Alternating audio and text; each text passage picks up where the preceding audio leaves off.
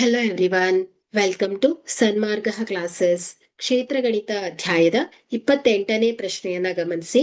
Card board ನಿಂದ ತಯಾರಿಸಿದ ಒಂದು ಆಯತ ಘನದ ಆಕಾರದ ಟೂತ್ ಪೇಸ್ಟ್ ಪೆಟ್ಟಿಗೆಯ ಉದ್ದ 16 ಸೆಂಟಿಮೀಟರ್, ಅಗಲ ಹಾಗೂ ಎತ್ತರಗಳು 4 ಸೆಂಟಿಮೀಟರ್ ಆದರೆ ಅದನ್ನ ತಯಾರಿಸಲು ಬಳಸಿದ ಕಾರ್ಡ್ ಬೋರ್ಡ್ ವಿಸ್ತೀರ್ಣವನ್ನ ಕಂಡುಹಿಡಿಯಿರಿ. ಸೊ ಇಲ್ಲಿ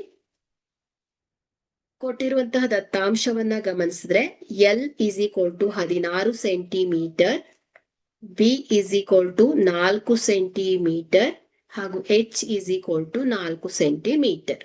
ಸೊ ಇಲ್ಲಿ ಆಯತ ಘನದ ಒಟ್ಟು ಮೇಲ್ಮೈ ವಿಸ್ತೀರ್ಣದ ಸೂತ್ರ 2 into L B plus P H plus H L.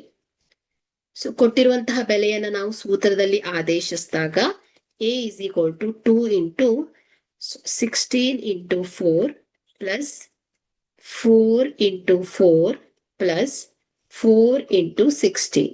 Okay. So A is equal to, so 2 into 16 4 64 plus 4 4 16 4 16 64. So A is equal to 2 into 64 plus 64 plus 16 144. A is equal to 2 ಗುಣಿಸು 144 ಅಂದ್ರೆ 288 ಆಗತ್ತೆ.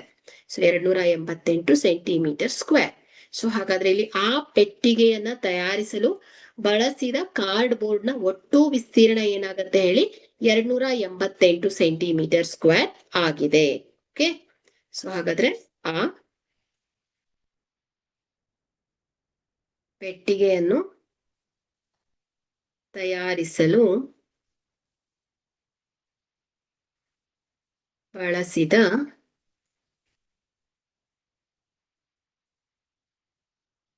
ಕಾರ್ಡ್ ಬೋರ್ಡ್ ನ ವಿಸ್ತೀರ್ಣ is equal to 288 centimetre square ಆಗಿದೆ. Thank you.